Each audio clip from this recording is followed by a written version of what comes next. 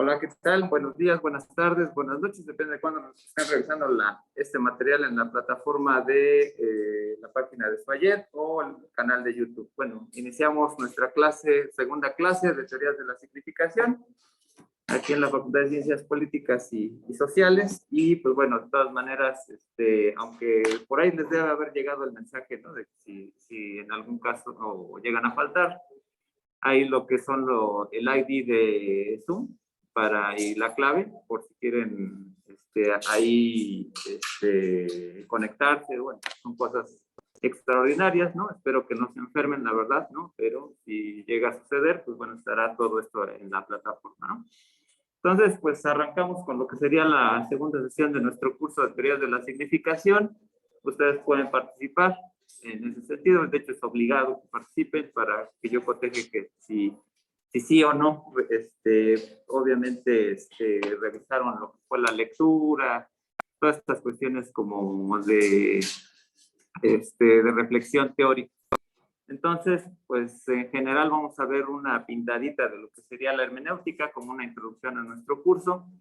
La siguiente sesión veremos una pintadita de lo que sería la introducción a la semiótica y vamos a ver que hay cruces entre ambas, por así decirlo, tradiciones de pensamiento, por no decir que algunos la quieren reducir a incluso hasta teorías, ¿no? Pero vamos a ver que en la parte de hermenéutica, pues bueno, vamos a ir viendo otro tipo de dimensiones, ¿no? Lo que vamos a ver como objetivos de la sesión será obtener un amplio panorama sobre lo que trata la hermenéutica, ubicar tendencias históricas y reflexionar sobre algunos conceptos particulares que se llegan ahí a tratar en la lectura de Ferraris. Obviamente ustedes también, si tuvieron dudas, preguntas sobre el texto, pues las comentamos aquí. Tampoco soy un súper sabio, pero si hay alguna duda razonable, la deducimos, la tratamos de sacar a la luz, o incluso, pues bueno, ya si es demasiado profunda un concepto que a lo mejor no recuerde en este momento, pues lo comentamos también en la siguiente sesión.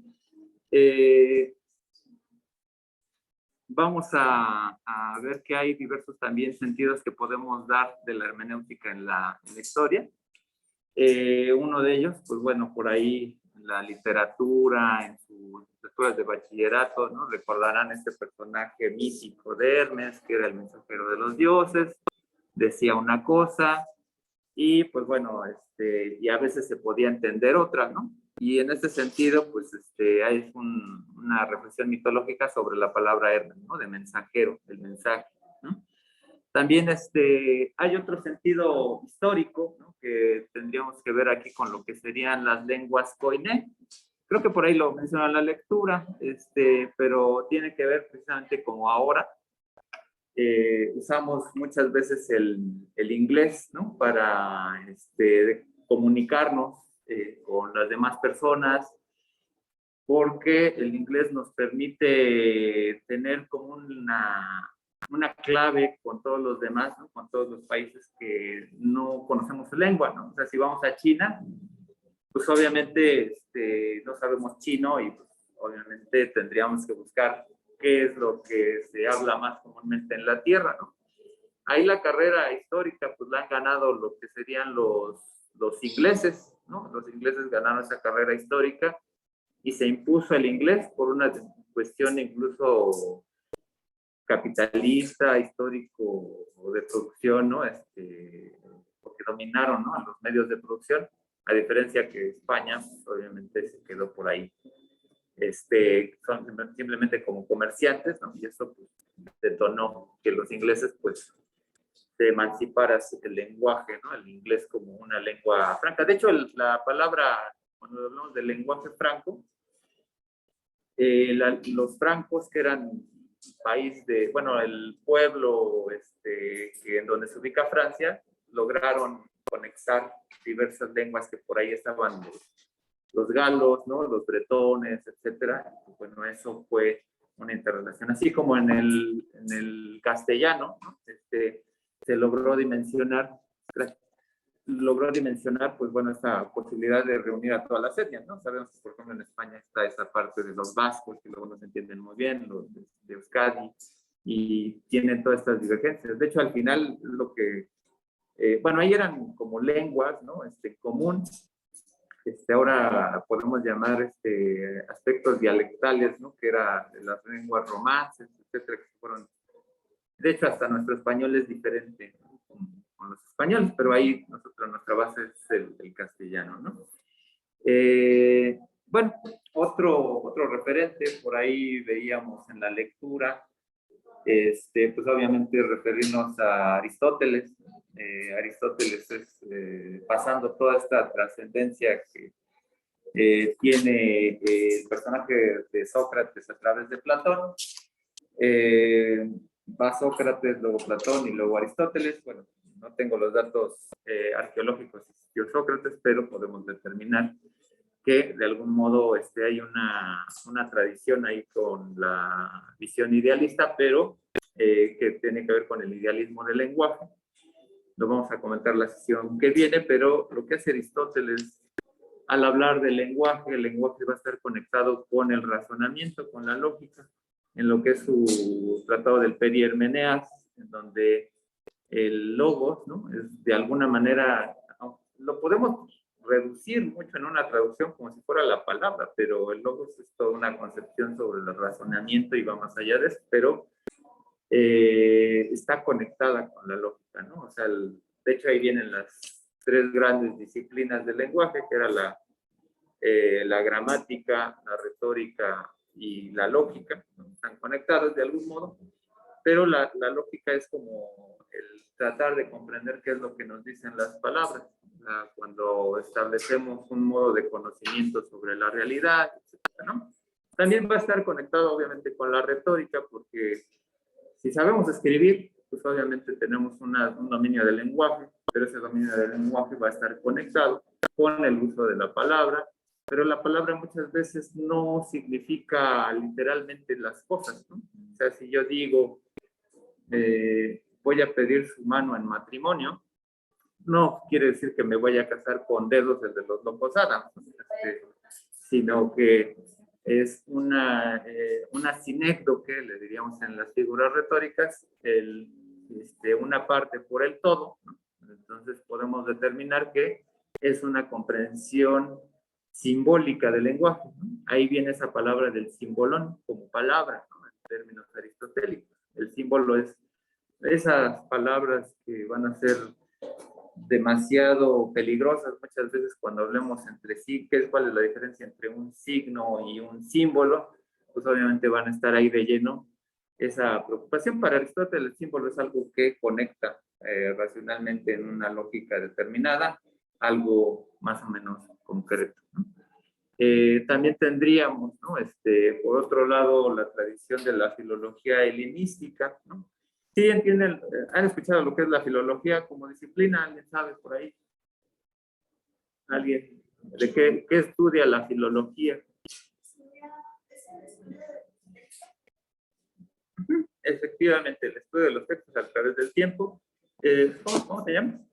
Voy a ir también aquí anotando participaciones. Y de algún modo, pues vamos a estar viendo que, bueno, en esta tradición del lenguaje, pues bueno, van a haber muchas disciplinas que tratan precisamente con el aspecto del lenguaje. En este caso, lo que es la filología helenística, va a trabajar con el estudio del texto.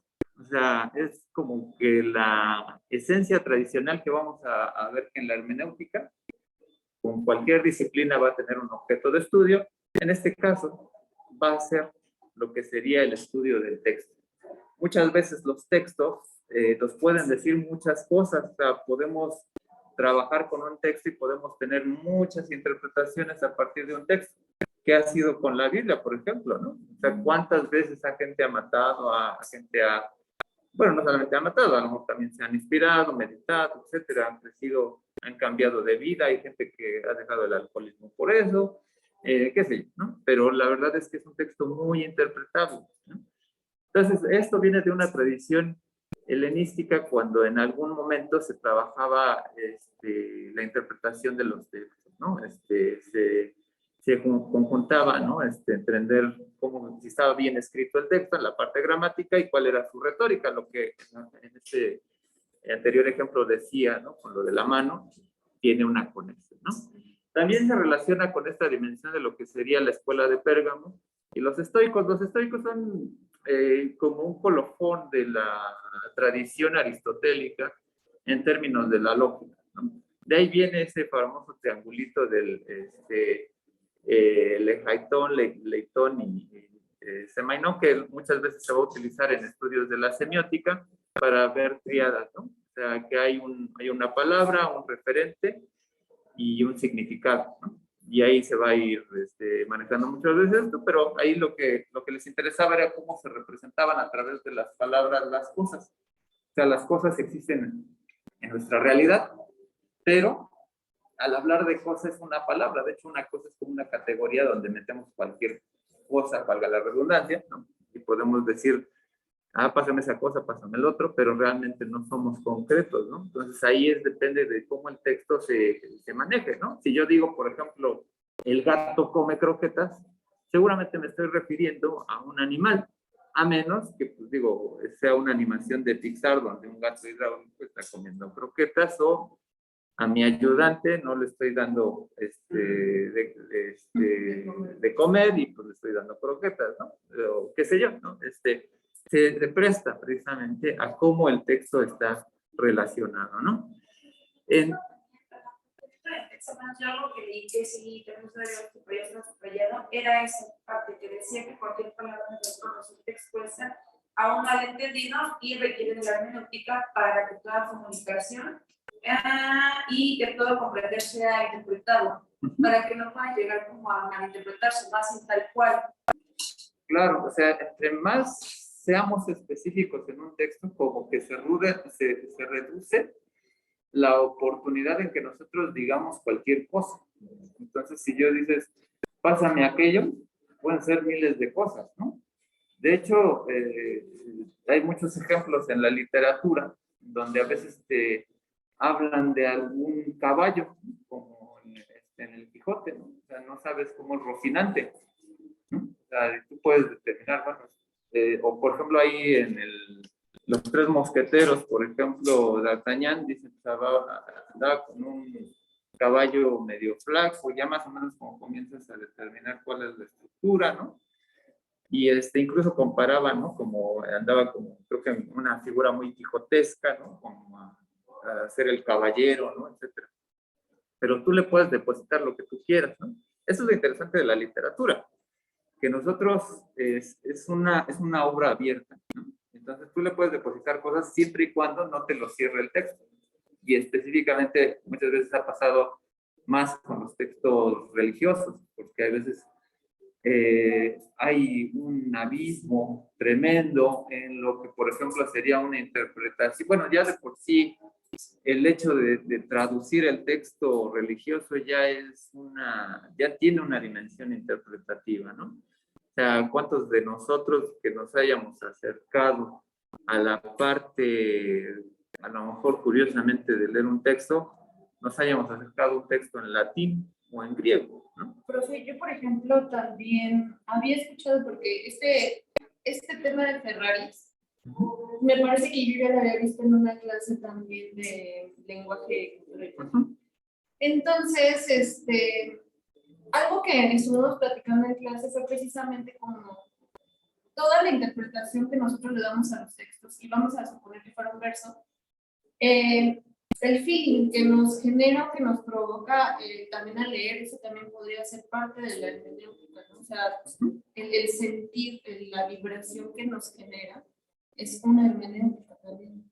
Claro, bueno, ahí ya estaríamos hablando de una hermenéutica más contemporánea que tiene que ver con las emociones, ¿no? Que es más bien lo vamos a ver hasta ya las últimas clases, que es la parte fenomenológica. Y esa era la duda que yo tenía, si hay tipos de hermenéutica que de alguna manera están como vinculadas. Claro, o sea, vamos a hablar de que cuando un poco del logro que se busca con este tipo de asignaturas o este tipo de temas, es que muchas veces se ha prestado que, es que yo soy un hermeneuta. ¿Y hermeneuta desde qué punto de vista, no? O sea, es como si dijeras que voy a utilizar el método antropológico, pero hay muchos métodos en la antropología, ¿no? O hay muchos métodos en la ciencia en general. Y en este caso, o sea, precisamente cuando estamos en humanidades o en ciencias sociales, ya no hablamos de métodos, sino de metodologías, porque como tal no existe el método, ¿no? Se hace el método al investigar, ¿no? Valga la metáfora ahí de ese rato. Pero en este sentido, o sea, lo que tratamos de aplicar es que van a haber muchas escuelas. Esta es una de las primeras, ¿no? Toda la tradición religiosa que tendrá que ver con la tradición exegética totalmente dominante en Occidente, sobre todo con este doctor de la iglesia que era Agustín de Hipona, alias San Agustín, pero que comienza incluso desde los textos hebraicos, ¿no? En estos dos personajes, ¿no? Filón de Alejandría y Saulo de Tarso, alias San Pablo, ¿no? Que, o sea, San Pablo era un ortodoxo judío que cuando llega a su conversión cristiana, comienza a reinterpretar obviamente la visión cristiana con la ortodoxia de la tradición judía, ¿no? En ese sentido es muy, digamos, muy farisea, porque él era fariseo, ¿no? Que apedreaba obviamente a los cristianos y hace su conversión y pues bueno, reinterpreta. De hecho, en teoría de género, obviamente es muy criticado los textos de Saulo, porque precisamente creo que Tito 10:10, no me acuerdo, dice por ahí que las mujeres no tienen derecho, creo que a hablar de los textos religiosos, por ahí, ¿no? Y de hecho, bueno, son claros cuando se encuentren alguna fanática cristiana religiosa, ¿no? Díganle ese versículo y tu misma Biblia te está diciendo eso, ¿no? Y podemos interpretar que tú no deberías, es Timoteo 10:10, si mal no recuerdo, ¿no? Que dice que tú no puedes enseñar la religión, ¿no? Pero eso son precisamente esas contradicciones que tenemos de quién lo lee, ¿no? Porque emocionalmente, y ahí Max Weber, por ejemplo, en El espíritu del capitalismo y el, ¿cómo se llama este texto clásico? Así es, que habla de los protestantes, bueno, dice así, el espíritu del capitalismo, y ya se me olvidó otra parte, pero que señala precisamente que la reforma protestante fue una manera diferente de interpretar la Biblia, donde la tradición católica tradicional pretendía ser como un modelo muy similar a Oriente, a los pueblos de trabajo comunal, comunista, ¿no? Como un comunismo primitivo, ¿no? En cambio, la reforma, ¿no? Obviamente Lutero y Calvino y toda esta tendencia de protestantes, tendría que ver mucho el auge del liberalismo, ¿no? Donde a lo mejor Dios ya no te dice que, bueno, Dios proveerá, ¿no? Sino te dice, Dios te dio las herramientas para que tú trabajes, ¿no? Y ahí se ve toda una revolución burguesa, ¿no? En ese sentido. Desde el propio Lutero tenía, creo que hasta vivía, creo que de la venta de productos de granja, si mal no recuerdo. Entonces, tiene toda esta dimensión donde los protestantes, ¿no? Y toda la cultura que se fue más a lo anglosajón, tienden mucho a esa emancipación, ¿no? Por ejemplo, de la propiedad privada, por ejemplo, el comercio, y Estados Unidos, que es una derivación muy específica de sectas de Inglaterra, tiene esa visión, o sea, es muy liberal, pero también muy creyente, ¿no? Tiene por ahí algunos protestantes que tienen dos textos diarios que leer, ¿no? El periódico y la Biblia, ¿no? Porque la Biblia les nutre y el periódico tiene que ver dónde hay que trabajar la parte de la Biblia. Pero bueno, son interpretaciones, al fin y al cabo, ¿no? Y toda esa parte emocional, esa energía que tenemos De hecho, en el hecho de cuando vamos a una librería y nos dice, ese libro lo quiero leer, ya hay como una parte de definición. Me gusta la ciencia ficción, me gusta la aventura, me gusta el romance, qué sé yo. Lo mismo va a pasar con el cine, o sea, vamos a ver una película ya predeterminada, ¿no? Nunca falta que va a ver Avengers Endgame, dicen, qué calada, ¿no? ¿Para qué te metiste a ver esa película? Si ya sabes de qué, a qué le tira ese tipo de narrativa, ¿no? En ese sentido, pues bueno, nosotros ya sabemos muchas veces qué es lo que vamos a construir. Digo, por ahí está como en Los Simpsons, ¿no? Donde Homero no está prestando atención a un video religioso y dice, no, pues le perdí la onda cuando los de servicios internos estaban investigando esto, pero de eso no habla la película. Es que cuando me aburro construyo mi propia película. Y a veces pasa, ¿no? O sea, hay veces que a veces leemos mal intencionadamente porque pues, no te está gustando el libro. Muchas veces pasa incluso creo que en la adolescencia cuando te ponen el canon literario tienes que leer algo a la fuerza, ¿no? Y pues que me gustaría leer, creo que a lo mejor sería más productivo leer estas de sensatez, sentimientos y zombies o estas nuevas reescrituras, ¿no? Porque te haría como revisitar, ¿no? La parte como de esa tradición de estos siglos XVIII, XIX, ¿no? Del realismo literario, ¿no? Donde pues dices, bueno, ahí lo vuelves totalmente surrealista, ficción, etcétera, pero son reinterpretaciones, ¿no? Una especie de palimpsesto donde se pueda reescribir la historia. De hecho, la Biblia fue reescrita muchas veces. Por ahí, creo que se apellida Blumel, que habla del canon literario, dice, pues es que realmente cuando esta dimensión, ¿no? De la Biblia, donde dice, o sea, lo lógico sería es que de Eva saliera otra persona, no de un varón, ¿no? Y dice por ahí que, bueno, en un tiempo creo que de Rey Salomón se reescribe la Biblia como a modo, ¿no? Para tener una idea determinada, ¿no? Y además, bueno, el Génesis son varios, de hecho son varios microlibros, ¿no? Por ahí, ¿no? Entonces, ahí eso es como antropología de las religiones, pero una cosa es como el verso del Génesis de la creación y otra cosa es la historia de Adán y Eva, pero como que todo está como en un mix, ¿no? Y ahí es donde se presta mucho a cada quien interpreta lo que quiere, ¿no? Al fin y al cabo es más un producto literario que, bueno, ya los psicoanalistas, precisamente ahí en esta tradición más moderna, realmente lo que diría por este teórico de Frankfurt, Fromm, la Biblia no nos habla tanto literalmente de las cosas, sino de las necesidades humanas que quiere cubrir. Cuando a lo mejor son expulsados del paraíso Adán y Eva, más bien ahí se está tratando de emancipar una etapa de la vida de todos nosotros. Cuando saltamos de la emancipación, bueno, de la vida de vivir con nuestros padres a emanciparnos, ¿no? Salimos del paraíso donde teníamos todo, ¿no? Pero ese todo, esa emancipación tiene un costo, que es el saber, ¿no? Entonces ahí hay como una interpretación muy, muy terapéutica, donde por eso algo tiene Fromm de marxista, pero algo también de freudiano, pero también algo de cristiano. Entonces tiene toda esa base humanista, ¿no? Toda la escuela de Frankfurt por eso es rica también, ¿no? Cuestionan simbólicamente a Dios, Hannah Arendt, toda la tradición ahí. Bueno, algunos otros teóricos, no me acuerdo, pero Walter Benjamin, por ejemplo, ¿no? Pero bueno, son interpretaciones precisamente de cómo ver la realidad, ¿no? De cómo nos emociona eso, ¿no?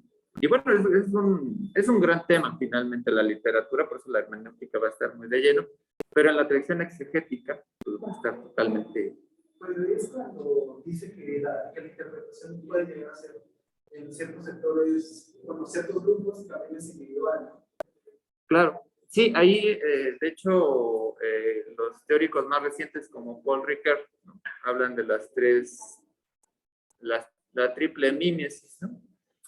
Una cosa es como de cómo el autor escribe un texto, que es un horizonte determinado. Otro horizonte es el del texto por el texto mismo, cuando hacemos análisis del discurso, ustedes lo vieron como el semestre pasado. Y otra cosa es cómo analizar precisamente al lector frente al texto. Entonces van a haber horizontes diferentes, ¿no? Entre quién escribe, qué es lo que se dice y quién lo lee. Y ahí es donde finalmente a veces se puede tocar más a la antropología del lector, porque dices, ¿cómo lo va a recibir? De hecho, no, bueno, cuando se habla por ahí de cómo, por ejemplo, lees el Quijote, ¿no?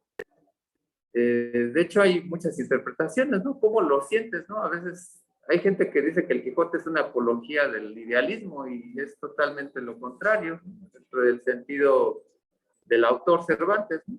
Porque dice, ay, qué bonito, imaginaba el Quijote, etcétera, ¿no? Pero en realidad lo que se está, Cervantes, ¿no? Al final mata al personaje, porque bueno, era como una revistilla, ¿no? Que la fue armando, ¿no? Y de hecho luego por ahí querían hacer más aventuras del Quijote otros autores, ¿no? Y dice, él lo mata porque dice, pues es que tiene que morir, tiene que darse cuenta de lo que llamaríamos ya más actualmente el principio de realidad. Pero eso es, muchas veces hay una película de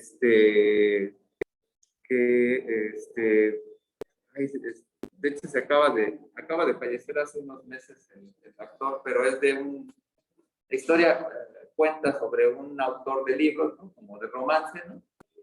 Y lo secuestra una fan del libro, ¿no? Porque él ya no quería seguir escribiendo, ¿no? Entonces lo secuestra, ¿no? Para que escriba otro texto, ¿no? Se me acaba de ir el nombre, pero es una película icónica de 70s, 80s.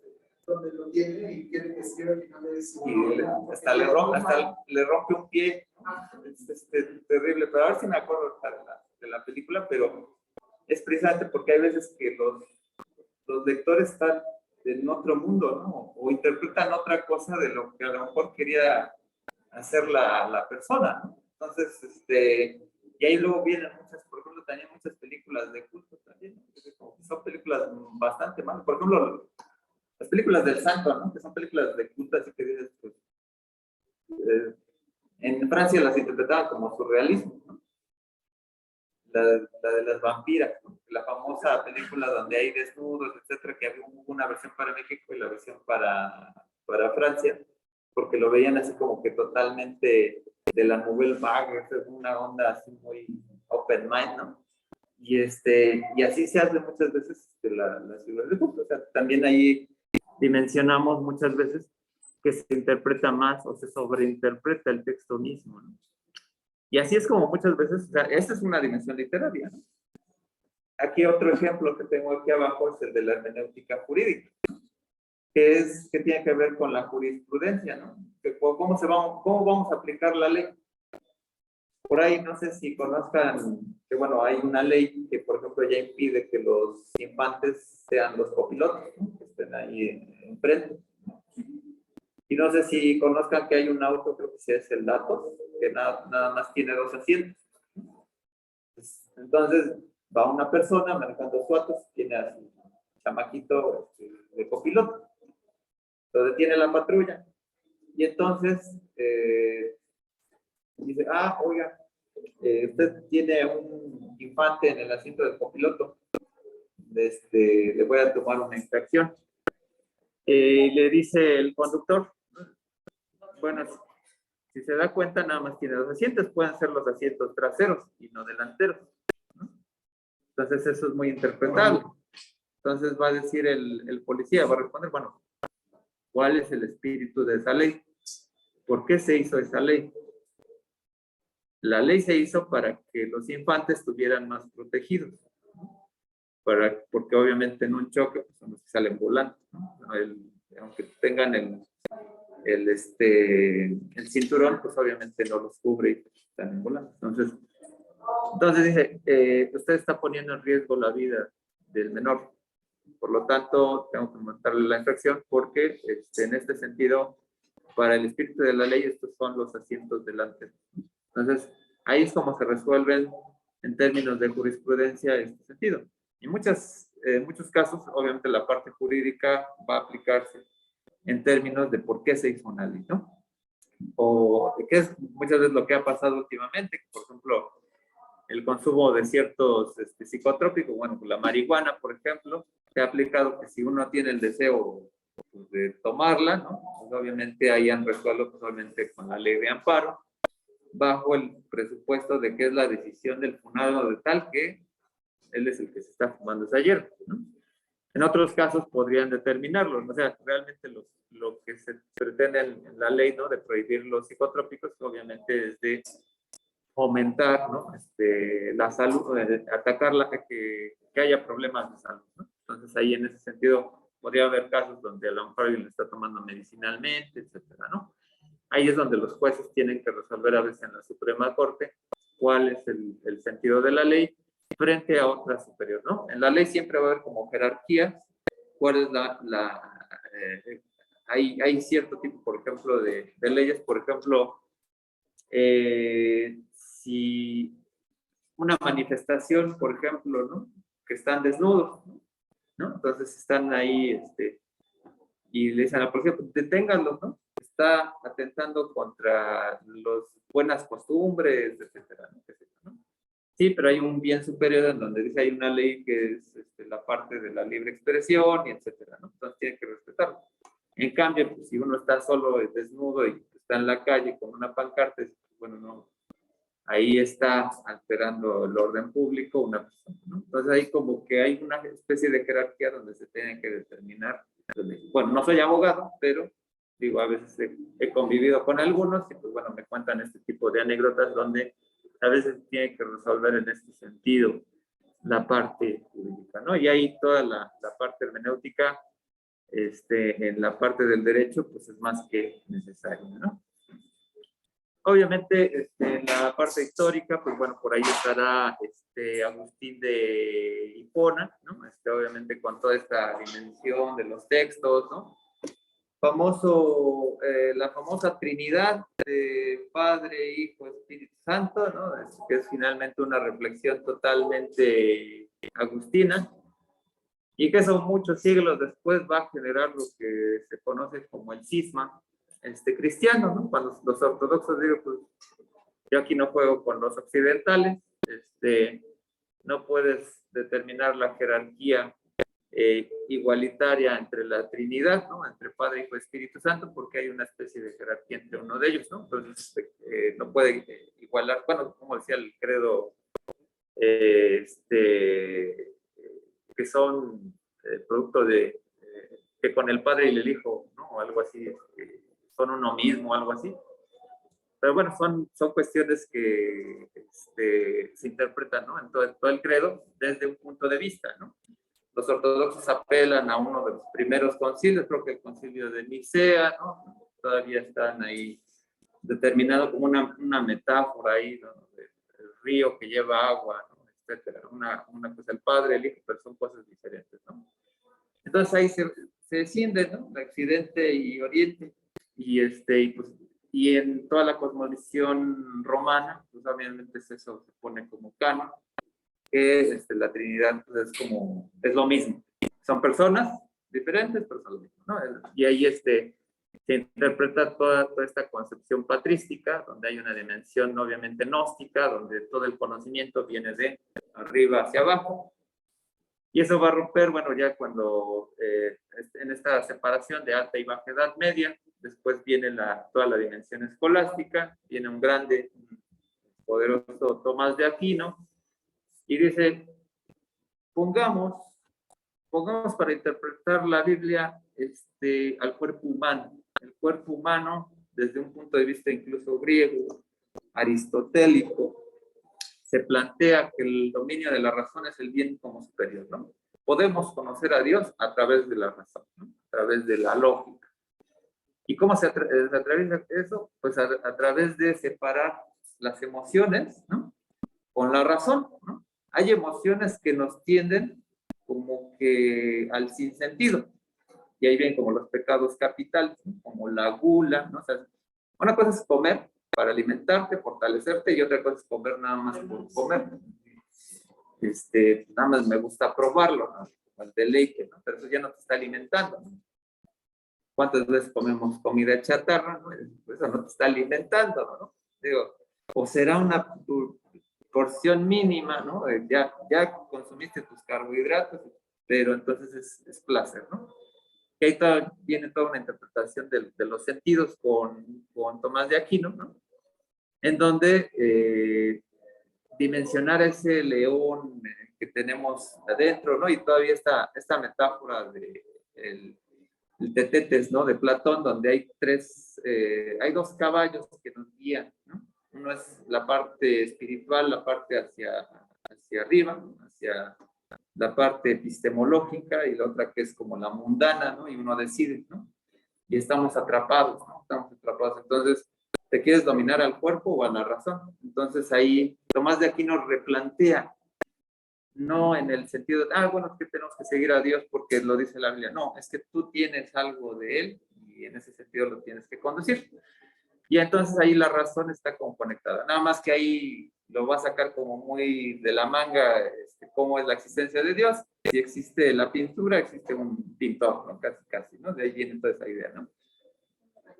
Y es como así muy arracatado, pero habrá nuestros escolásticos, ¿no? Como Ockham, que va a cuestionar toda la filosofía antigua, ¿no? Los universales, en que esta máxima sobre la explicación más sencilla tiende a ser la correcta, es porque estamos sometiendo la razón. De hecho, fue excomulgado, hasta donde yo sé, Ockham, porque precisamente pues comenzó a plantear cuestiones así como que, bueno, creo que sería más sencillo pensar que existió un Cristo, pero que ese Cristo a lo mejor no fue divino, o sea, fue un humano, una persona común y corriente, ¿no? Que podría plantearse como en una dimensión no totalmente divina y más cercana a nosotros, ¿no?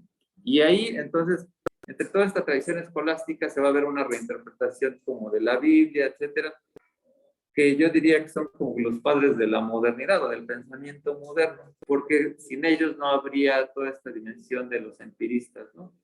John Locke, Hume, incluso el mismo Berkeley, ¿no? Donde vamos a dimensionar la espiritualidad a través de la experiencia humana, ¿no? O sea, y ahí es totalmente evidente, ¿no? Que si nosotros experimentamos lo que podemos decir en una categoría el amor, la fraternidad, puedes entender más fácil de lo que está señalando la parte del Evangelio, ¿no?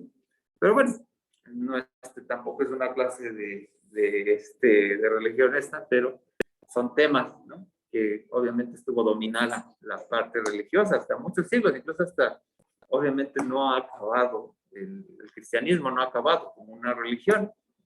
Siguen existiendo interpretaciones o reinterpretaciones, ¿no? Hasta en la política, ¿no? Habla hasta de democracia cristiana, etcétera. Hay otros pensadores, ¿no? Que son esta transición, ¿no? Esta dimensión, ¿no? Con la filología, por ejemplo, hay la parte de la reforma, ¿no? Toda esta tradición, obviamente, del rompimiento, ¿no? de toda esta cosmogonía cristiana muy cerrada medieval, etcétera, ¿no? Ahí Melanchón, obviamente el mismo Lutero, etcétera, ¿no? Entonces ahí vamos a ver toda esta transición que va del 480 a la Edad Media, ¿no? Y podemos hablar de otro tipo de hermenéutica, ¿no? Bueno, voy a ir avanzando, ¿no? Y bueno, pues ahí están estas dos grandes escuelas, ¿no? El racionalismo y el empirismo, ¿no? Que pues bueno, por ahí está el idealismo de Berkeley, ¿no? Luke, ¿no? Pero también pues va a haber también la dimensión racionalista que va a ir caminando hacia el iluminismo, Dannhauser, Spinoza, ¿no? Por ahí se ha comentado mucho en las redes, ¿no? Cuando se hablaba de dice este gran físico de la segunda Einstein, ¿no? Cuando decía que cree en Dios, ¿no? Y dice, bueno, creo en el Dios de Spinoza, ¿no? Entonces, esta visión panteística, ¿no? De decir, Dios se manifiesta a través de las cosas tangibles en términos de leyes, ¿no? Eso, muchos siglos después, pues obviamente Newton se va a acercar más bien a una dimensión de entre más conozca la naturaleza, es que ahí está lo de Dios, ¿no? Y ya diría Carl Sagan, pues es que pues yo a la ley de la gravedad no le tengo que poner una veladora, sé que se va a imponer, ¿no? Los campos gravitatorios funcionan porque son así, esa es la parte real de nuestro universo, en ese sentido, ¿no? Y viene toda esta tradición modernista de cómo interpretar, por ejemplo, la divinidad. Y ustedes ya lo vieron en esta materia, ¿no? De la introducción al pensamiento político moderno, ¿no? Donde tiene un papel ahí fundamental grandes filósofos como Kant, en el sentido de replantear toda esta gran discusión entre el racionalismo y el empirismo a través de la visión trascendental de las cosas. ¿Está acá? De Immanuel Kant. Sí, sí, sí. Sí, o sea, por ejemplo, la crítica de la razón pura, pues ahí se dimensiona toda la trascendencia, en donde, por allá Descartes habla de la rex infinita, ¿no? Pero dice, es que, ¿cómo podemos determinar qué es lo real o no? Hay hay limitaciones frente a todo esto, ¿no? O sea, estamos sesgados ante esta realidad, lo que él llamaba el número. O sea, necesita la realidad de nosotros para construirse, ¿no? Y esos viejos parábolas orientales, ¿no? De si un árbol se cae y nadie lo escucha, hace ruido, ¿no? Obviamente, pues, plantea, ¿no? Como la dimensión de la realidad, pero bueno, obviamente no perdamos de vista que, bueno, en la parte hermenéutica, siempre que haya un texto, eso va a ser todavía la discusión. La realidad es como una parte que se acerca más al lector, ¿no? Pero que todavía no está tocada en estas épocas, ¿no?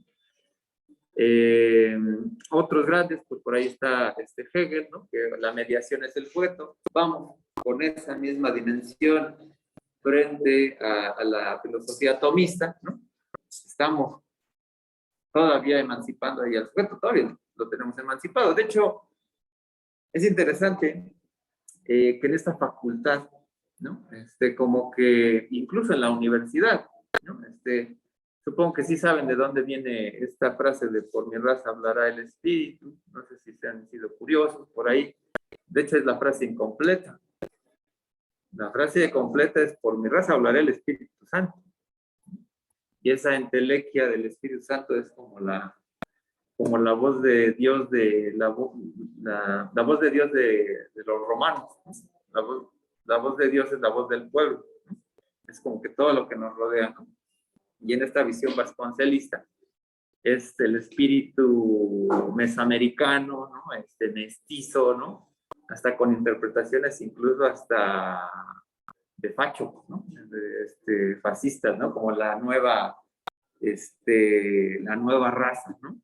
Como ese factor racial ahí como medio espinoso, pero la cuestión es que en esta facultad se emancipa dimensionar como que el espíritu humano, que esta tradición del alma viene de los griegos, ¿no? Que de hecho es un plagio que los cristianos plagian a los griegos en el sentido de la existencia del alma. Entonces, cuando cuestionamos precisamente, es que no podemos hacer experimentos con seres humanos, aunque nos bota la cabeza un poco, ¿cómo se atreve a decir eso el profesor? Porque es que las personas son individuales y no somos solamente células, somos algo más. Si hablamos de ciencias, tu voluntad es un producto bioquímico. O sea, la diferencia es un producto bioquímico de donde tendríamos que poner incluso hasta Darwin en el sentido de la diferencia que, bueno, la relación ecosistema y persona, etcétera, y la adaptación. Pero hay algo que nos dice que, bueno, en toda esta ola, por ejemplo, de determinar la onda de autoidentificación y teoría de género, pues simplemente somos diferentes todos, pero el valor de decir que tú tengas voluntad para decirte yo soy, no sé, soy un gato, por ejemplo, yo me autoidentifico como gato, ¿no? Por ejemplo, que puede ser, hasta hay casos, ¿no? Que se identifican como animales algunas personas, ¿no? O productos mix, ¿no? Y dices, bueno, ahí estás emancipando como la voluntad humana al término como si fuéramos algo especial, a diferencia de otros animales. Y esa es la mediación del sujeto. Y si nos vemos más para acá, obviamente el siglo XX, toda la teoría de la agencia con Bourdieu, es decir, bueno, es que somos especiales y tú puedes construir tu propio destino. que es todavía una idea todavía hasta marxista, ¿no? En ese sentido, ¿no? La cuarta tesis de Foyer o algo por el estilo, pero bueno, en toda esta teoría de la agencia, que en realidad por Dios no quiere decir que apoye totalmente, ustedes lo van a ver en teorías de la comunicación, ¿no? Lo que es el hábito y el campo, ¿no? De cómo, por ejemplo, estamos construidos socialmente de acuerdo a un contexto y así vamos a reaccionar. Y en esencia, a lo mejor no necesitamos hacer experimentos humanos, tampoco, ¿no? Porque más o menos hemos ido rodeando a través de la psicología, más o menos como terminó. No sé cuántos de ustedes se vayan a querer dedicar a la publicidad, pero ahí están trabajando con emociones y cosas terribles, ¿no? Es decir, no, pues es que tengo que analizar las necesidades de este grupo social, etcétera, y ahí les mando un producto, ¿no? Y está tremendo, ¿no? Y ahí el sujeto, no sé qué tanta dimensión de cómo se ha reducido la dimensión de oportunidad de voluntad, simplemente, como diría Bauman, al consumo. Solamente somos libres en términos de si quieres Pepsi, Coca-Cola, Red Cola, etc. Ahí es como nos estamos ejerciendo nuestra voluntad de ser. Obviamente para Hegel en términos de la tradición, ¿no? De la transformación, todavía va a venir toda esta dimensión donde sí, el sujeto va a tratar de transformar la realidad, ¿no? Por eso lo retoma Marx, ¿no? Y lo va a reinterpretar. Y no es que, por ejemplo, ahí ya se haya acabado la parte medieval, ¿no? Religiosa, ¿no? Van a haber otros como Schleiermacher, que, bueno, todavía va a tener lo que llamamos la hermenéutica romántica, ¿no? Si yo quiero saber más de el clásico trabajo de algún cineasta que hace, ¿no? Tarantino, ¿no?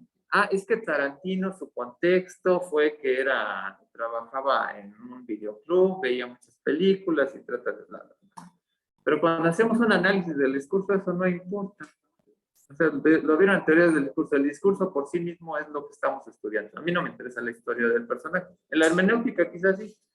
Pero, por ejemplo, si quisiéramos leer todo lo que leyó Cervantes para construir el Quijote, sería imposible. Hay mucha literatura que se perdió de la Edad Media, ¿no? Que eran sátiras de caballeros, ¿no?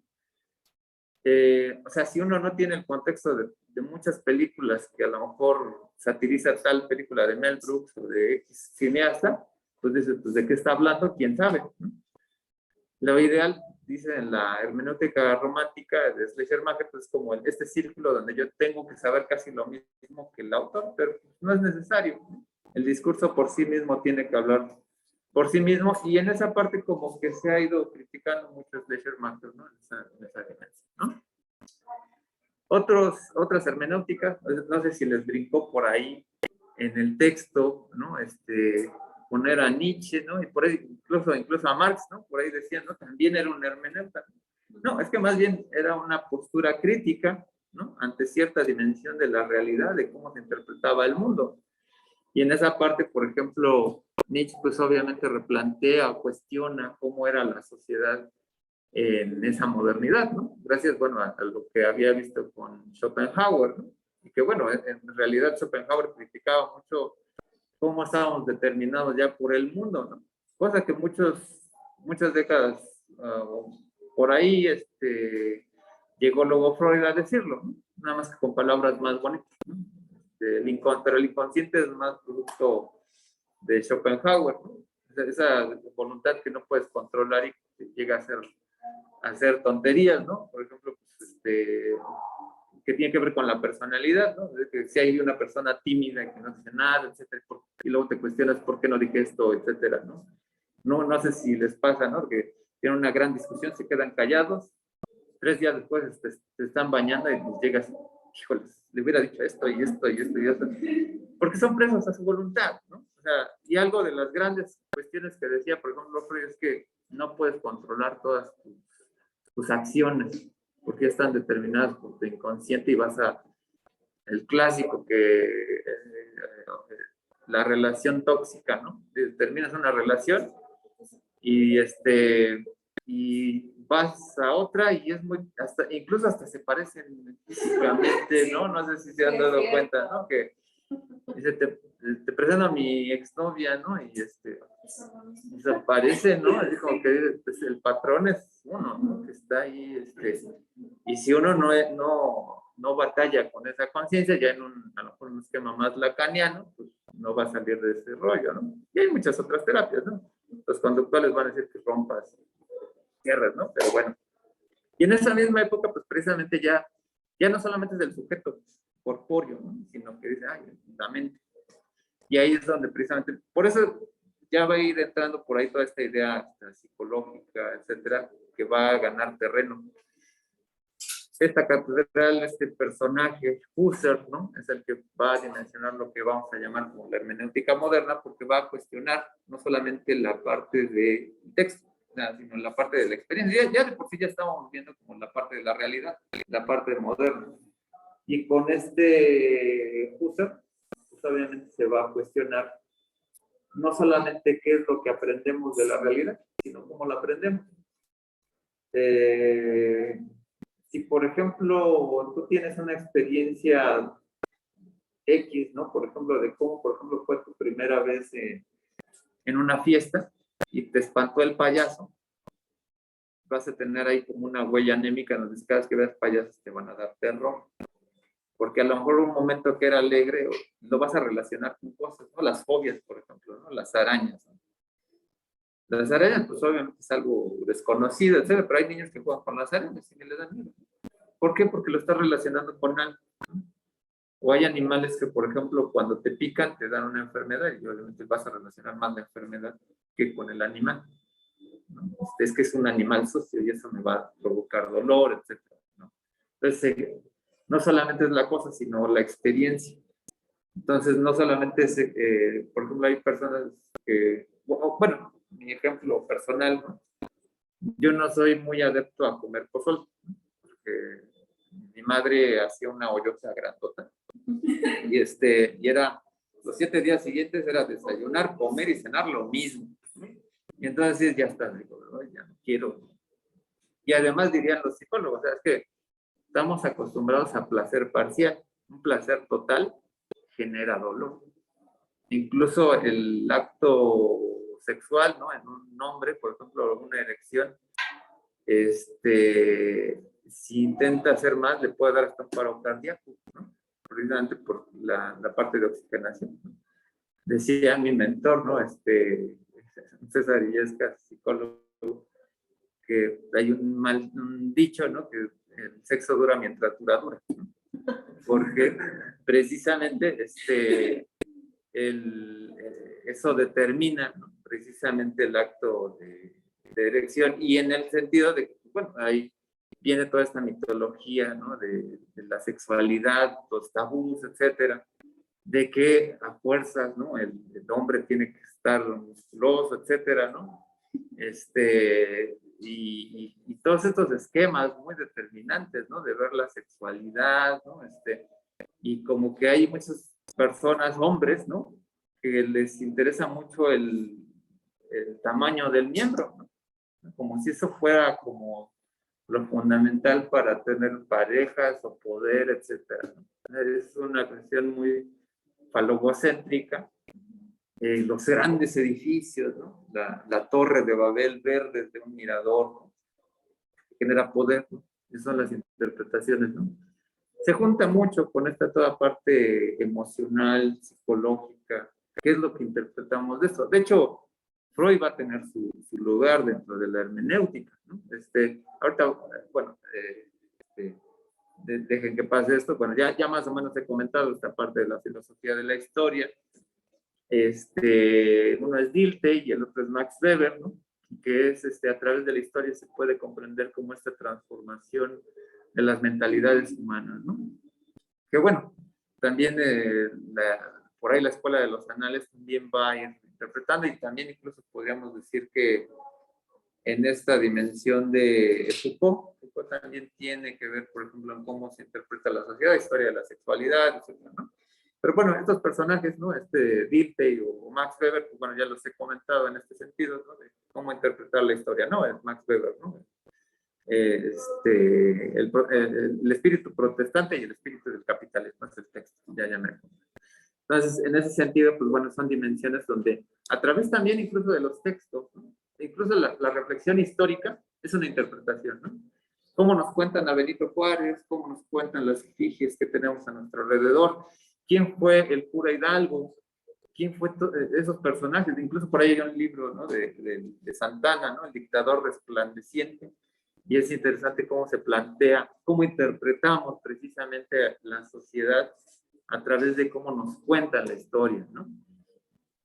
De los mencionas también, ¿no? Es un libro de historia que es como la contraparte, o sea, todo lo que no cuentan realmente de lo que sucedió, o la perspectiva, la percepción, pues del otro lado, ¿no?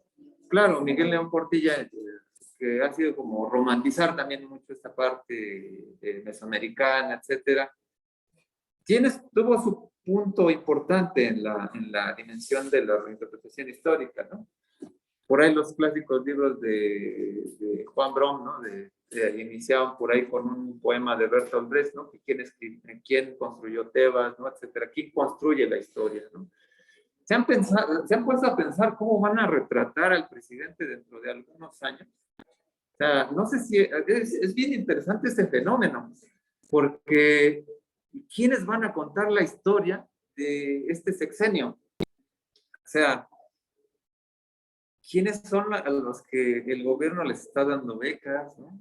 Los chavos que están creciendo, y cuando pasen unas décadas, o sea, los críticos siempre van a ver, pero los críticos como que siempre van a ser los más marginales.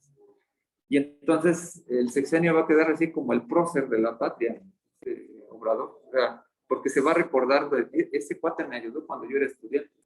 No voy a decir que me lo gastaba para las chelas, ¿no? Pero me voy a decir que él estaba dando créditos, va a estar, y se va a construir toda esa dimensión histórica con quien cuenta la historia, ¿no? En unos 20 años va a ser bien interesante cómo se va a implementar toda esta discusión. Es que estábamos mejor con el presidente.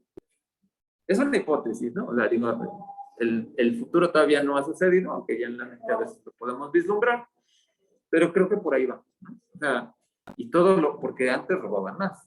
O sea, es bien interesante cómo se construye la historia en el eje del poder, y es donde podemos tener un punto de vista crítico sobre la misma, ¿no? Y ahí regresaríamos ahí todavía con Nietzsche, ¿no? Cómo nos cuentan la historia. Pero lo importante no es tanto qué pasó, sino cómo lo estoy contando y cómo me está trascendiendo en la mente, ¿no? Aquí diría Gilbert Durán, ¿no? La hermenéutica reductiva de Freud, ¿no? Por ejemplo, es eso, precisamente todo lo que digas en un diván es lo que tiene de material el terapeuta para analizar cómo te sientes, eso cómo te hace sentir, y a través de lo que tú le dices va a interpretarse el contexto, ¿no? Esa es la dinámica clínica, ¿no? Cuando uno va a terapia, a uno no le están tirando las conferencias de Freud así, o sea, es dinámica personal, ¿no? O sea, una cosa es las conferencias freudianas, ¿no? Que hablan de la libido, de yo, el super yo, el ello, etcétera, pero eso no lo ves en terapia. Realmente en terapia, el terapeuta está aplicando eso para ver cómo está ubicando el tema de la familia, el tema de tu vida sexual, el tema de tus relaciones interpersonales, el tema de tus miedos, etcétera, ¿no? Por eso, idealmente el ortodoxo lleva su libretita, está escribiendo, y hay algunos que, pues bueno, tienen buena memoria, ¿no? Pero al final ya ni siquiera uno se tiene que acostar. Con que te sientas cómodo es lo importante, ¿no? Porque eso de acostarse era todavía esa práctica que inducía mucho al hipnotismo, ¿no? Por ejemplo, ¿no? Pero en realidad es parte de esa dimensión. Contemporáneamente, pues bueno, por ahí hablaremos en algún momento de Heidegger, que es un alumno de Husserl, que a Heidegger, pues bueno, está dimensionada en lo que es el existencialismo histórico, que está a su contraparte, que es Sartre, pero Sartre es, pues bueno, tiene una cosmovisión muy diferente, ¿no? A la de Heidegger. Heidegger, aunque fue muy criticada históricamente porque estuvo ahí en unas fotografías incómodas y como militante de los nazis, ¿no? Pues obviamente así como que se descubrió tarde, pero toda su filosofía tiene que ver en cómo interpretamos la realidad ontológicamente, ¿no? Ya no es la hermenéutica del texto, sino la hermenéutica del ser. Porque además utilizamos lenguaje y con el lenguaje estamos escribiendo nuestra vida y él dice que la mitología religiosa sería suplantada por cómo espejearnos con el arte. O sea, cada vez que ves una película, ves una obra de arte, es que yo me siento así como el del Grito, o yo me siento así encerrado como una película de Tim Burton, ¿no? Las películas de Tim Burton hablan mucho del inconsciente, de un inconsciente muy específico, de los miedos y hasta muy románticamente de esos miedos que juegan con lo desconocido, ¿no? Pero bueno, ahí es otra parte, la hermenéutica ontológica. Por otro lado está la hermenéutica freudiana, que son totalmente distintas, pero ya estamos avanzando en lo que es el siglo XX, ¿no? Hay otras que es la antropología simbólica. La última sesión hablaré de ella, pero ahí entran estos otros hermeneutas ya más contemporáneos, ¿no? Como Clifford Geertz, ¿no? O ahí está Ernest Cassirer, Victor Turner, que interpretan las sociedades históricas, ¿no? A través de cuestiones rituales, de cuestiones simbólicas, a través de elementos que están tangibles en la cultura, ¿no? Por ahí hay un texto de Victor Turner que analiza, creo que el discurso del personaje del cura Hidalgo como un personaje como literario y que tiene estos elementos que se van moviendo hacia esa figura del héroe, ¿no? Por otro está la escuela de los Seranos, ¿no? Que es C.G. Jung, se deslinda de Freud, va a hacer etnografía Oriente y vienen los arquetipos, ¿no? Y ahí dimensiona cómo en Oriente pues, tiene cuestión entre el alma y la oscuridad de cada persona, ¿no? Otro personaje es Mircea Eliade, que es un antropólogo de la religión. Y ahí es, por ejemplo, en la religión, como más que meternos en el discurso, es cómo se comporta la gente frente a los mitos creadores, ¿no? La figura simbólica del agua, ¿no? ¿Qué es lo que representa el fuego? Cosas más cosmogónicas, ¿no?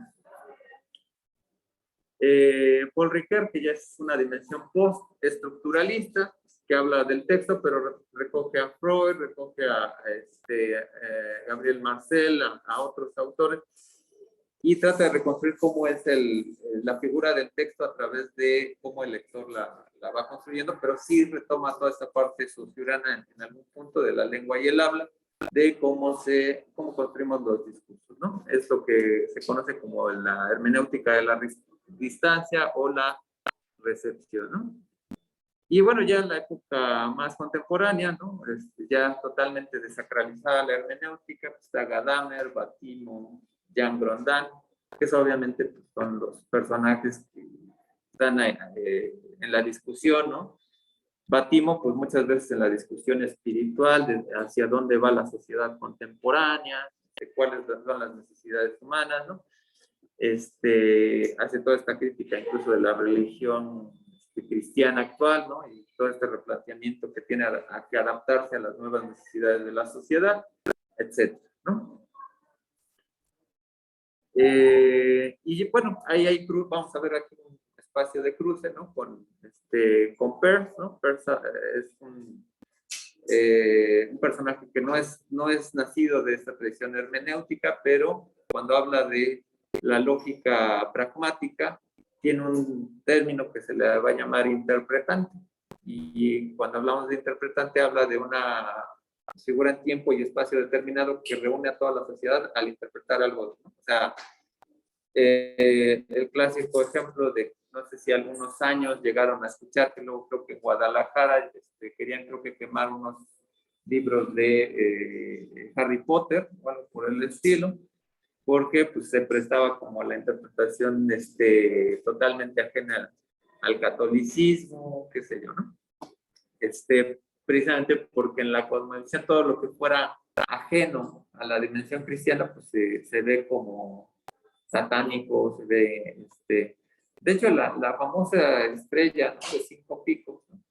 En realidad es una figura de protección para algunas culturas de Europa, ¿no? Entonces no estaba mal ponerla abajo de donde dormías porque son 5 elementos, o sea, son 4 elementos más una parte espiritual, ¿no? que te va a proteger. Ya cuando se habla también, ¿no? Como de la estrella invertida, pues bueno, no sé, son interpretaciones, ¿no? Pero si está fuera, ¿no?, de la cosmovisión cristiana, pues obviamente va a ser Saturno.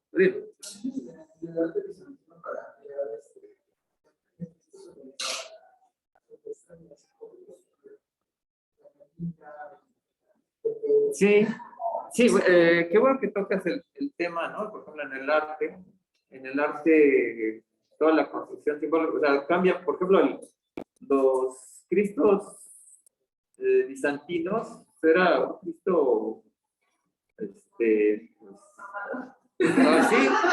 sí, sí, estaba musculoso, está, Pues sí, es que ya es dentro del nuevo lenguaje. ajá, sí, está poderosillo, ¿no? Entonces, y ya después, ¿no?, lo convierten en hombre famélico, así que da lástima, ¿no? Entonces, como que era, porque además es un dios solar, ¿no? Además Cristo es un pastiche de varias tradiciones, ¿no?, solares, ¿no? O sea, de Mitra, de Horus, ¿no? O sea, son varios dioses antiguos que están retomados y que tienen que ver más con la interpretación calendárica agraria, ¿no? O sea, porque viene Semana Santa, por ejemplo, ¿no? Y algo que hay la tradición natural, ¿no?, de cuando alguien se muere es ponerlo bajo tierra, si no apesta y pues obviamente pululan las moscas, etcétera, y en tierra pues obviamente se administra todo eso muy bien. ¿Qué es lo que enterramos en la agricultura? Pues obviamente semillas, y el retoño, equinoccio de primavera, renace en la resurrección. Tiene que ver con el calendario.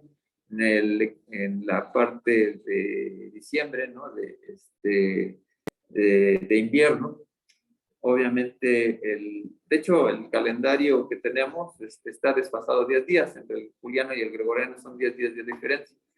El día que se debería celebrar a la Virgen sería el 22 de diciembre, que es cuando el sol son los días que duran menos, ¿no? 22, 23 y 24, y el 24 sale el nuevo sol. Entonces es cuando ya la batalla entre Set y la parte de la oscuridad y la luz, ¿no?, la tradición egipcia, vence la luz, ¿no? Entonces el nuevo calendario se escinde, ¿no?, y es el Cristo, el Dios solar.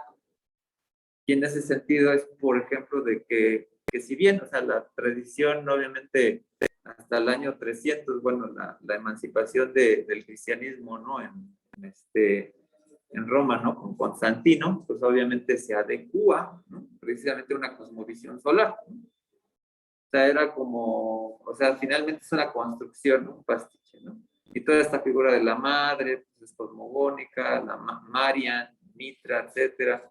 La figura del Espíritu Santo, pues es la figura de Zeus, la figura del cisne, que tiene relaciones con las doncellas, ¿no?, y da luz a los semidioses, ¿no? Entonces, el cristianismo es una mezcla, ¿no?, pero depende cuál sea tu punto de vista, tú vas a interpretar la cultura, ¿no? Y también ahí de lleno, pues ahí Humberto Eco también se mete toda esta semiótica de la cultura, lo veremos en alguna sesión muy rápidamente, ¿no?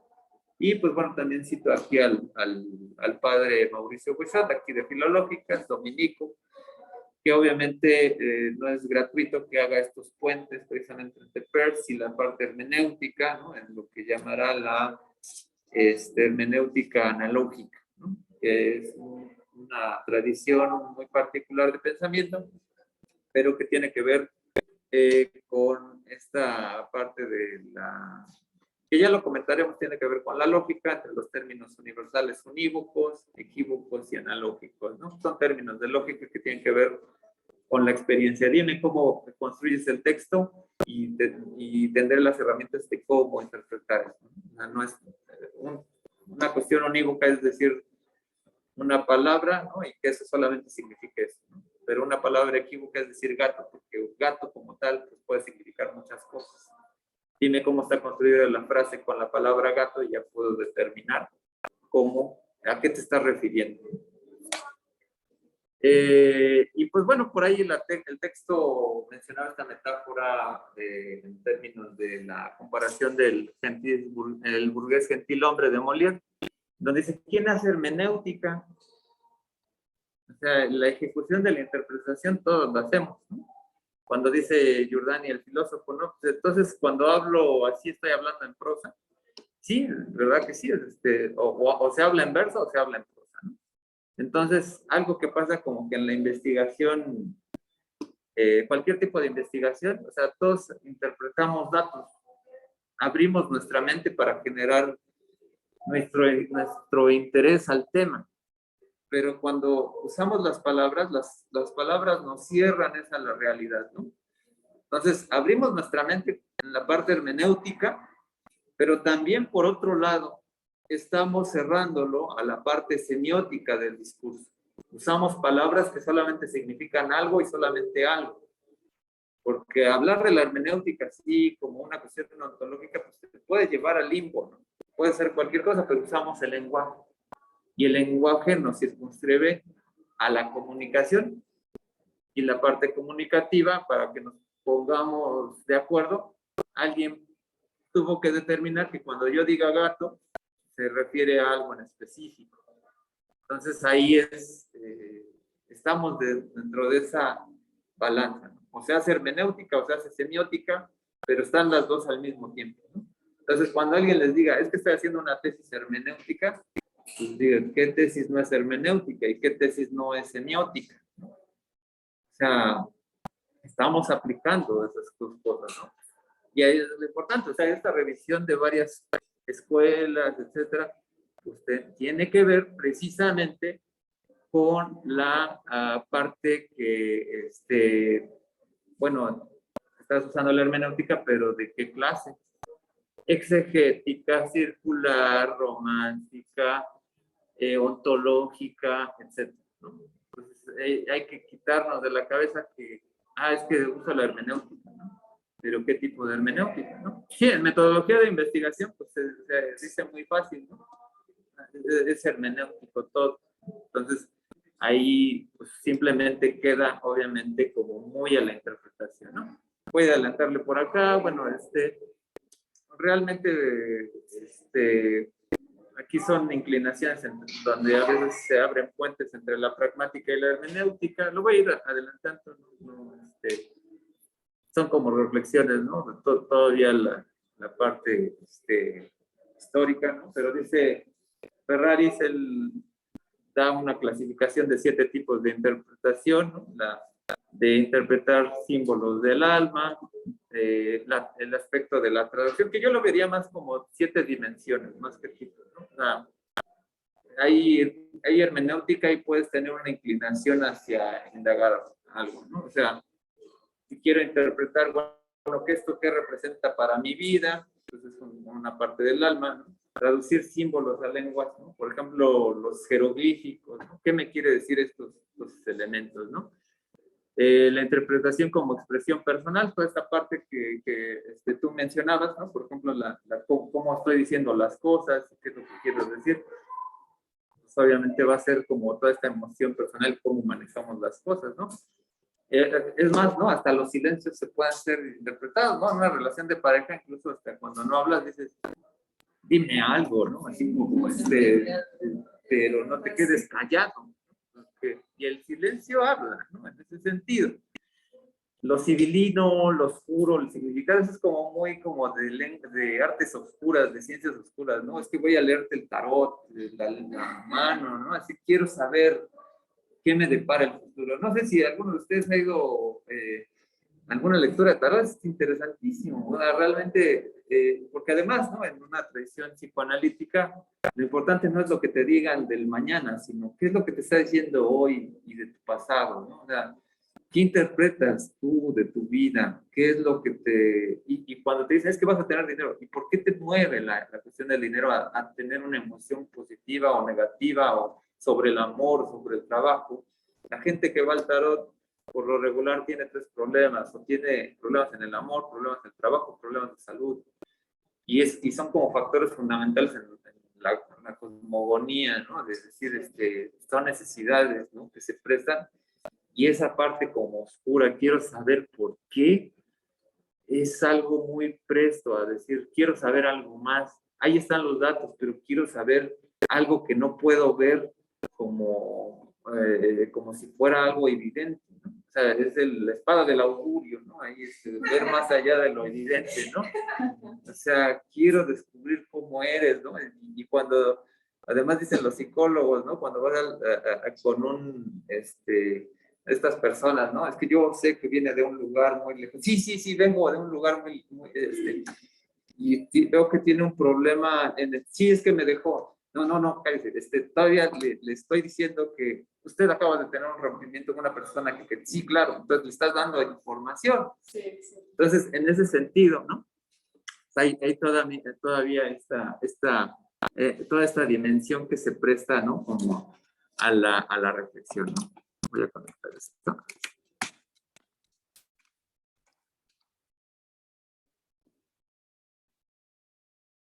Y hay otros, ¿no? Como por ejemplo, pues toda esta ya de acción más especializada, ¿no? La parte de Schleiermacher, Dilthey, etcétera, crear fuentes, ¿no? Como históricas, etcétera. Desenmascarar algo, ¿no?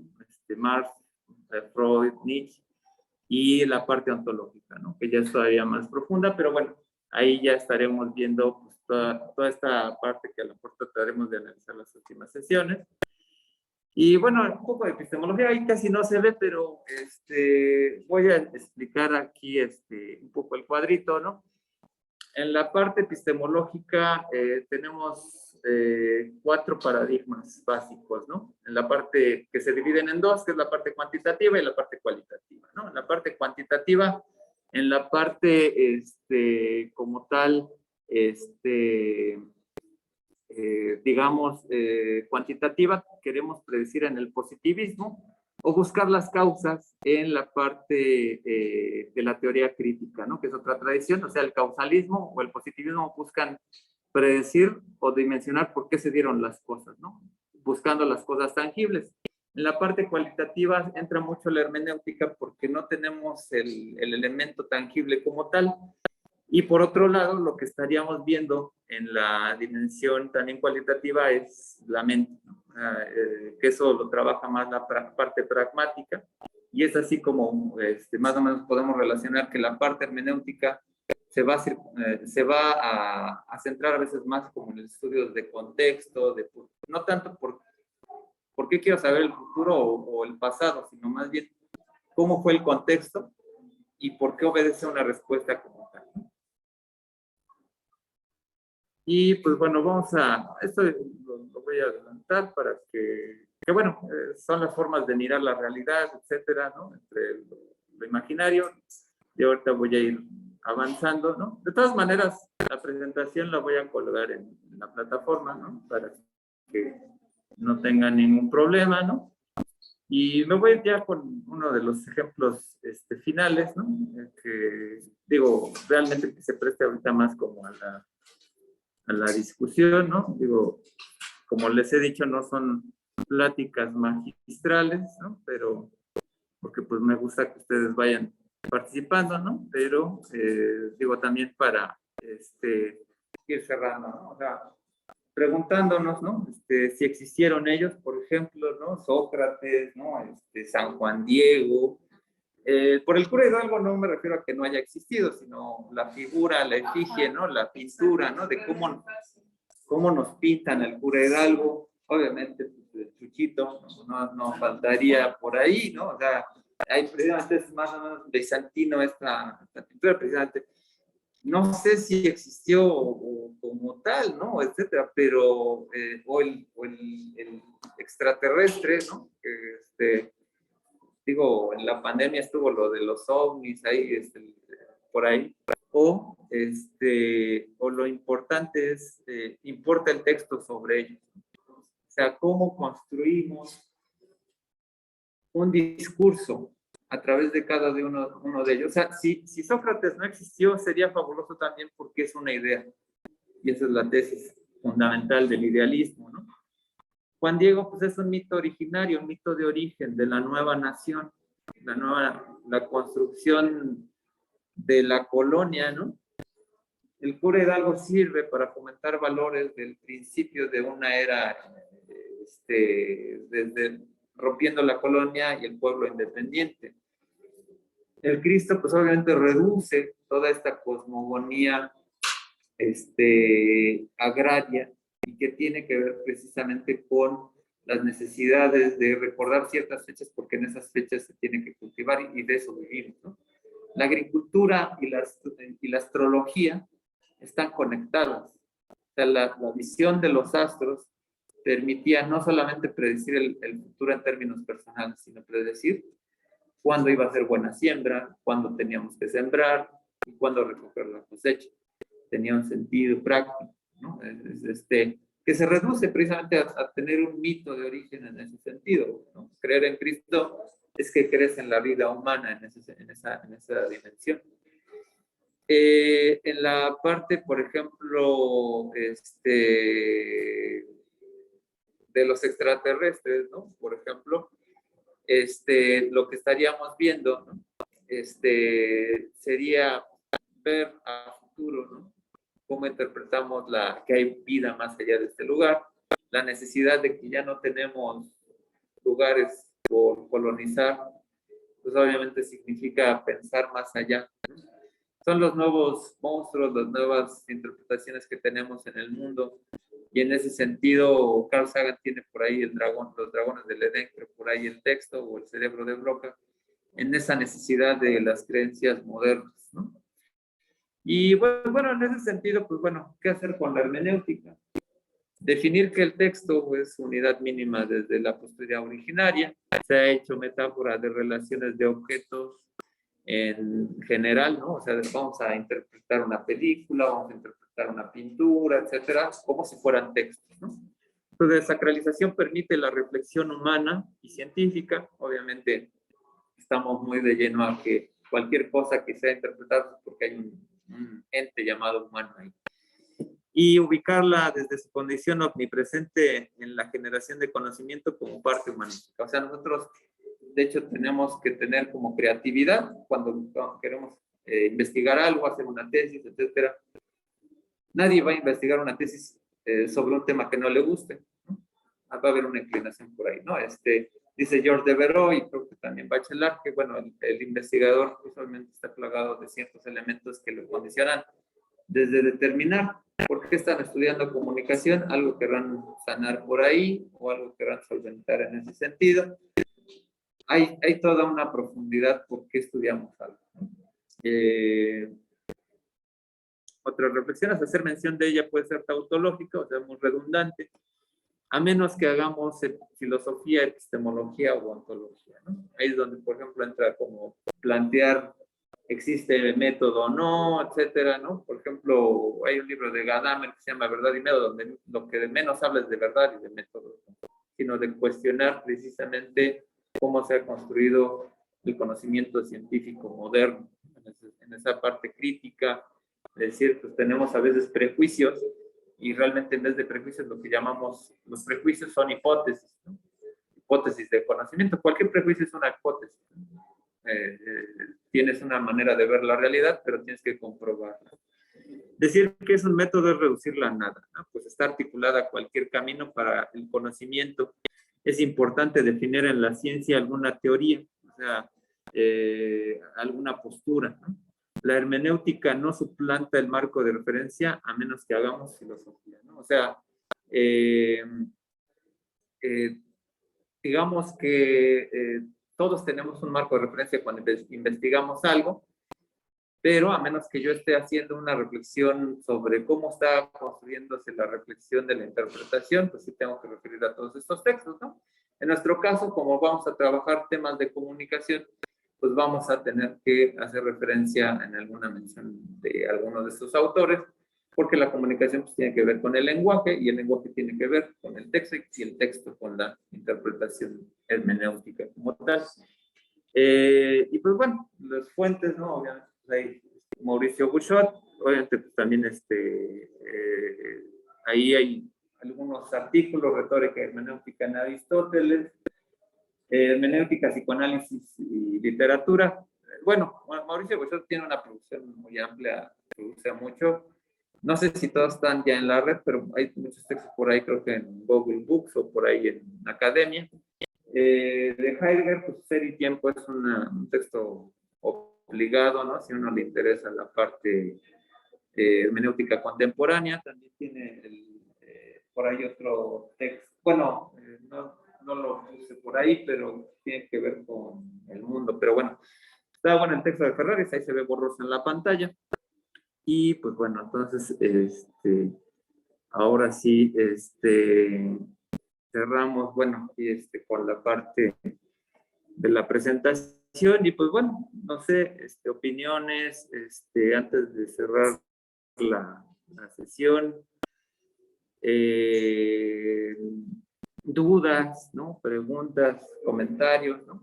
Digo, es muy amplio, es una introducción, y pues bueno, no sé, ¿qué opinan? No sé, una invitación solamente a la parte de conocer la vastedad, ¿no? De la parte hermenéutica, no sé, ¿alguien quiere decir algo, comentar? Pues prácticamente o sea, la hermenéutica es saber que siempre estamos presentes en nuestras vidas desde que incluso estamos ¿no? Porque hay de alguna manera una manera en cómo se interpretan incluso los movimientos que se tienen, ¿no? Y cómo se va transformando a través del tiempo, a través de las experiencias y hacia qué tipo de hermenéuticas a la que nosotros nos vamos luego apegando más para poder llevar a cabo, pues, por ejemplo, aquí en espacio, ¿no? Y si aquí, por ejemplo, estamos en la escuela, ¿qué tipos de hermenéuticas vamos a aplicar? ¿Qué no es la hermenéutica a la interpretar? Que la parte, por ejemplo, la ordenación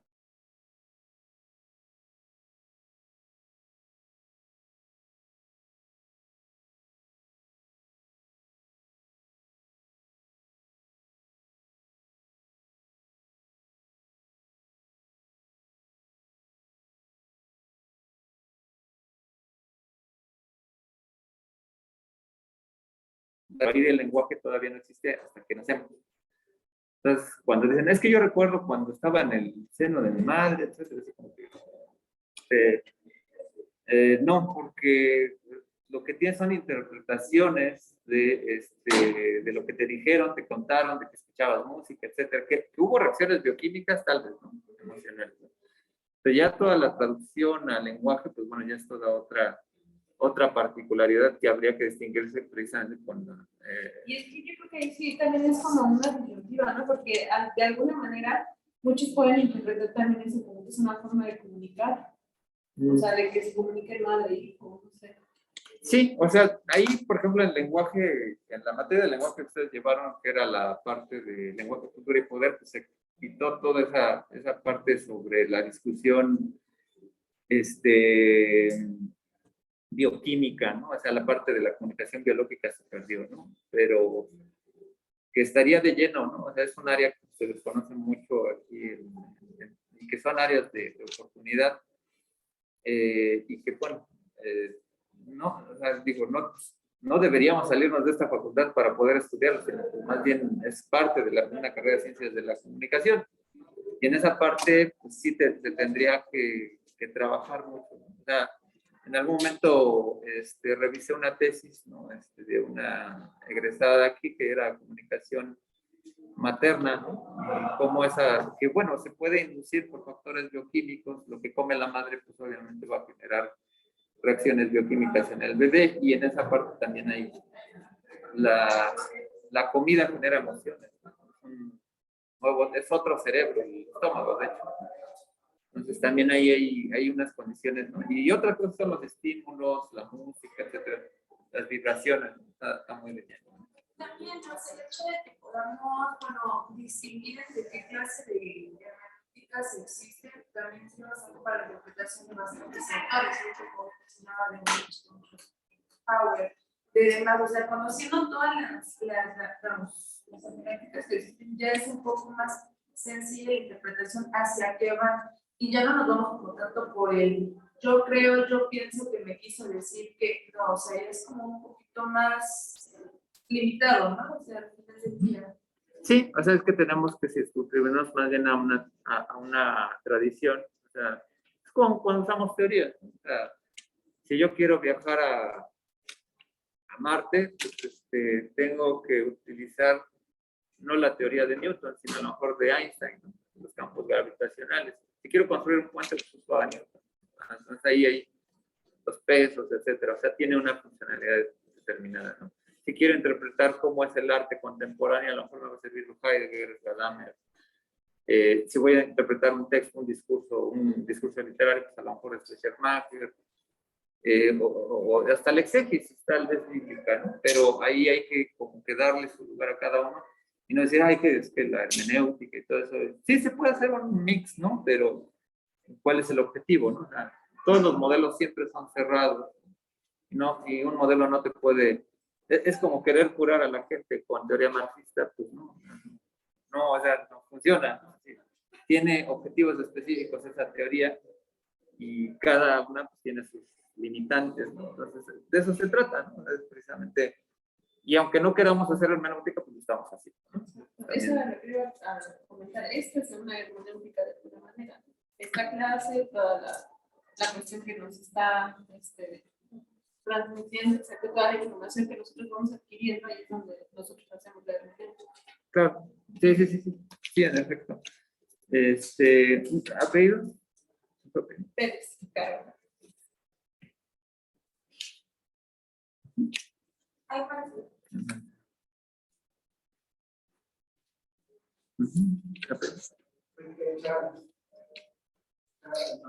Ok.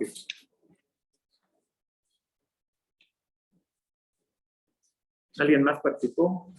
Bueno, tú, Leslie, ¿verdad? Ya, es Alcántara, ¿verdad? Bueno, no sé si hay alguien más o calle para siempre, para ya cerrar la sesión. ¿Qué hora tienen por ahí? Yo creo que ya son las 2 horas, no sé. Pues bueno, pues cerramos esta segunda sesión. Pues bueno, ya saben la dinámica. Obviamente los que no participaron, espero que participen por ahí en el foro que está en la plataforma, para que no se queden sin su participación.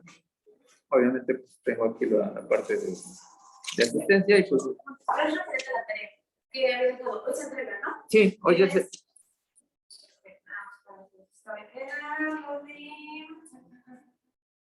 son las preguntas, o sea, los glosarios según el texto, ¿cierto? Sí. Sí, y tienen hasta las 23:59 para que tengan ahí la entrega y extemporánea con penalización, pues mañana todavía tienen, pero de todas maneras, pues si alguien, siempre pasa, ¿no? Que alguien el lunes a la 1 de la mañana me manda un mensaje que no lo puedo subir, etcétera. Ya lo vamos checando personalmente, pero idealmente el corte es así. Exacto. Ok, entonces, pues bueno, terminamos la sesión. Muchas gracias. Gracias. Y pues bueno, si los que no vinieron, pues hagan también la tarea. Entonces, también yo al rato subo en un momento estará el video en la plataforma. Y sí, ahí lo voy a colgar yo creo en la plataforma, ¿no? Yo creo que la presentación pues la subo mañana. Lo que tarda ahorita también del reloj, ¿no? Hoy son las 2 preguntas de ¿no? Lo que se entrega hoy es la actividad, la tarea, y está abierto el foro. El foro va a estar abierto a partir de hoy y tienen hasta la siguiente clase a las 23:59 para responder lo que es el foro de esta sesión. Ok, pues bueno, nos vemos y pues bueno, vamos aquí a terminar la grabación.